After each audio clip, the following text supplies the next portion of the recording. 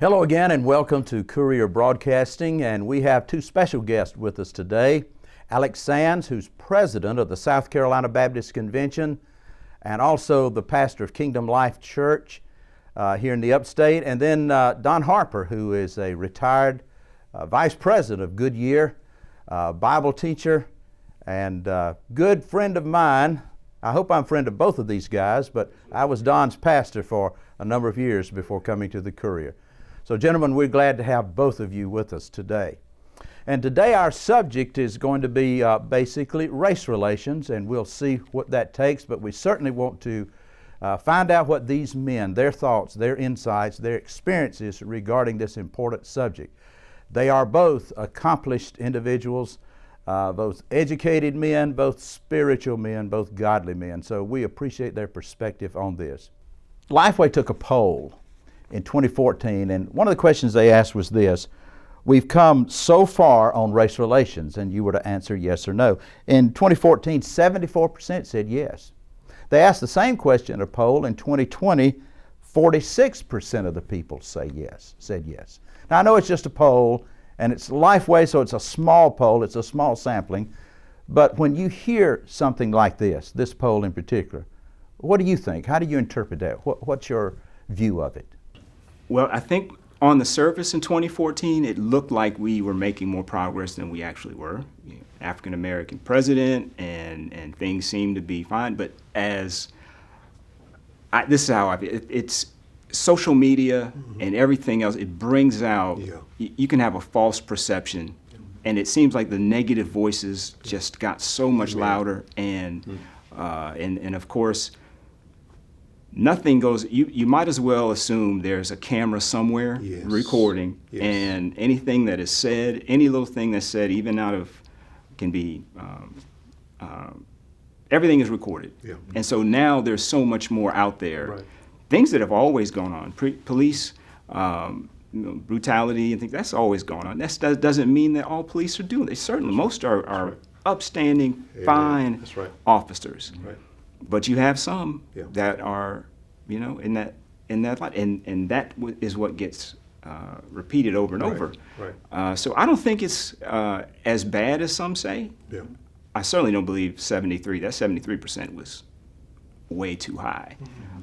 But I really think that this, again, if somebody can create a burner account, they can say whatever they want to say. And be anonymous, and they'll say things on Twitter or Facebook they wouldn't dare say in public or to somebody else face to face. So I think it's about the same. It's about the same as it's been. Okay. And I agree. I think the mass media things that are available now, people feel like they are empowered to say anything they want to say, and they feel comfortable in saying those kind of things. But I just believe that if we continue to work on it, to me the greatest things that can happen is the one-on-one conversation. I'm going back to John 4 again. Jesus had a conversation with one person. He didn't leave an audience of 12 other people to make a decision, because they would have been over there jeering and others. It's the quality of the conversation. I just don't believe that with social media, because you're out there talking to a number of people, that you're going to win anybody. And I personally don't like the mass communication. I'd rather deal with someone one-on-one. So my thing is that the polls I would kind of question what the numbers are. As far as me living, I'm almost 75 years old, growing up in Alabama and stuff. I think the situations of people's minds has gotten better. I think the education and people getting experiences around people of different races and colors has helped them. And we say that the ignorance of not knowing someone is the process. Just like the plant manager in Beaumont, Texas, he had never worked with an African American before, but once he got a chance to work for somebody, those paradigms that he had got taken care of, because I didn't fit the paradigm that he had. But I give him credit. He's dead now, so I can say that. I give him credit that once he saw something different than what his paradigm was, he responded to that. And we need to give it a chance with people, that if we will educate them if they would have their minds open and listen, and of course look at Scripture, then I think it would help us some. And you and I were talking yesterday. Usually, I'll begin a conversation with someone that might have I use the bell curve. When they're out there on the fringe and they think all these things, the first thing I'll ask them is, do you believe in the Bible? Because when they say that I'm either not as intelligent, I shouldn't have this position or whatever, because I go back to the 8 people that God placed on the ark. And if they believe in the Bible, they believe in the story of the ark, and that all races, I can't tell you how my skin got this color, but I know that I came from 8 people that got on that ark. And so if all of us came from 8 people that got on the ark, then why do we have such differences? So I think that's a way that we can get people to come to the center of that bell curve, is by bringing them back to the Bible and to the Word, and then we can help them to do that. There are some people that you can talk to, they're not going to change. And those are the kind of folks I don't think we need to bring to the forefront. We shouldn't give them a forum, and unfortunately, the social media gives them that forum. But we should work with the people that we can make changes with. Go back to John 4 again. When Jesus had the conversation with her, did her life change? She went back to town, and she was able to influence others, even though her reputation was still awful. But the fact of it is, she had taken what she had gained from the Bible and from the man of the Bible, and she was able to go back and influence others for good.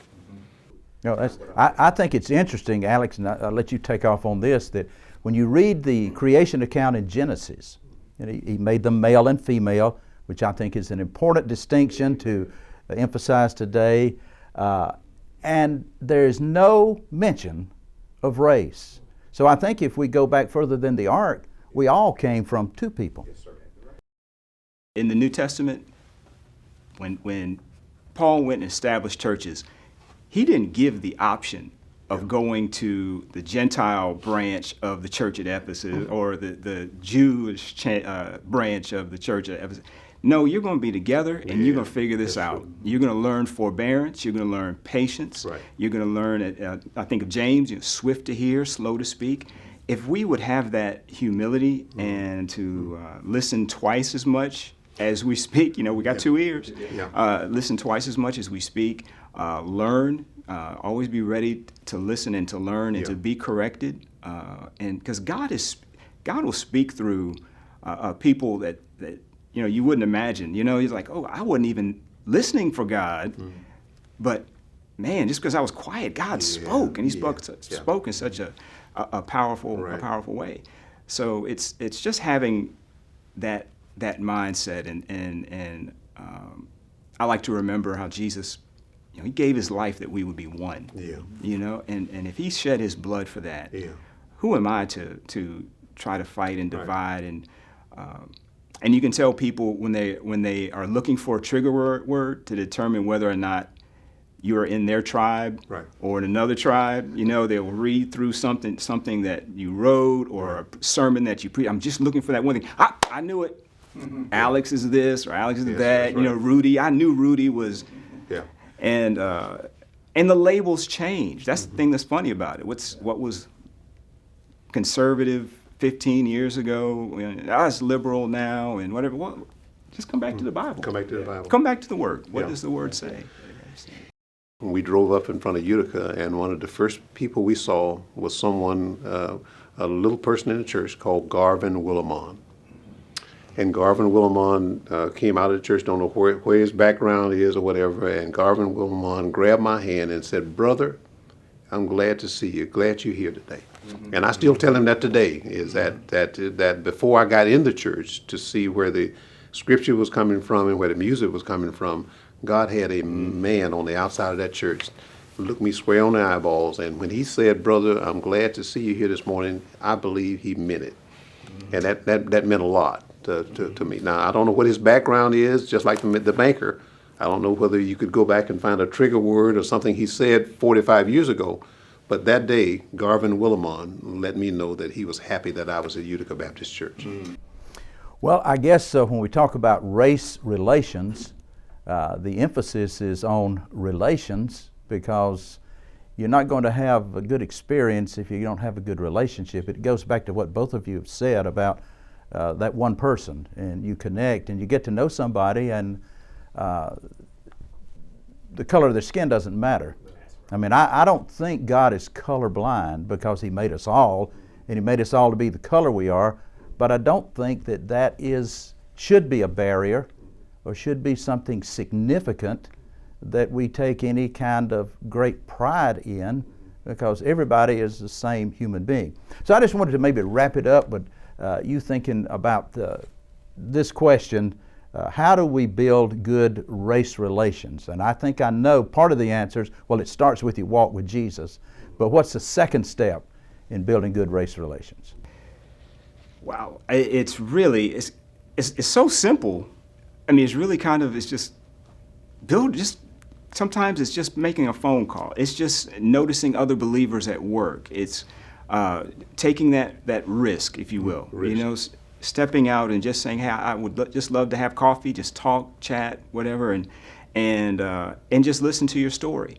And then bring God into how has God worked in your life, in your story? How has He delivered you? And listening to people's story and making sure that it is centered around God, that your gathering is not just, well, if reconciliation is a project, it will fail. But if the purpose is God's glory, and the reconciliation is already done, you know, we are endeavoring to keep the unity of the Spirit and the bond of peace. We're not trying to make something happen. It's already there. And it's just amazing how, like you said, Rudy, you forget what race someone is, where they come from as part of the country or part of the world. Once you start talking about Jesus, and start fellowshipping around the Word, and you have one another's back, if you will, your family, you know, it just, before you know it, it's not even something you're thinking about anymore. But we have to be willing to step out, take that risk, and give one another the benefit of the doubt. Assume that they meant the good, that they didn't mean to wound or hurt your feelings. Don't always assume the best, and we would be a lot better, a lot further along. Okay. And I totally agree, but then I bring back up these two men that met in this book. They had none of those opportunities. I mean, there was no way in 1942 for Dad and the banker to even run across each other. The Dad couldn't even get an appointment at the bank because black men didn't get appointments in 1942. Let me interrupt you, and I think people will assume this, but this is a white banker you're talking about. This is a white banker. Yeah. Thank you for doing that. Jeff Blackburn was a white banker, and they found some way. I have no idea how he picked Dad out, and he wasn't just him. I found out later on by talking to his daughter that he had other men. He found a African American that was interested in having a dairy farm, and there was one that was a cattle farmer. My dad is a dirt farmer. This banker also was friends with Obie Scott, and Obie Scott happens to be the father of Coretta Scott, who ended up being king. So this forerunner was invited to the wedding of Coretta Scott and Dr. Martin Luther King in 1953, I believe. And you know what? He went. So this man, a risk taker, this man went over and beyond what he needed to do, but he found ways to get to know someone, because he found some way to get to know my dad, Mr. Essick or Mr. Turner, and Obie Scott. So he found ways to do this when there wasn't convenient methods to get it done. So it's all a matter of us willing to put ourselves out there and doing what God has called us to do. And I found out later on by talking to his daughter, my dad is a Psalm 1 man. Mr. Blackman was also a Psalm 1 man. So God takes two Psalm 1 men in the midst of segregation, and he does something that we still can't explain today. We still can't explain how this happened and how he ended up paying this debt, because he did pay for the farm. And but it was all accomplished through God's ingenuity, and God can make it happen. Well, gentlemen, let me thank you both for taking the time out of your schedules to come and speak, and I hope a lot of people will be edified and encouraged by what you've had to say. Both of you are exceptional examples of men of integrity and character and men of God, and we thank you for being with us today. God bless you both.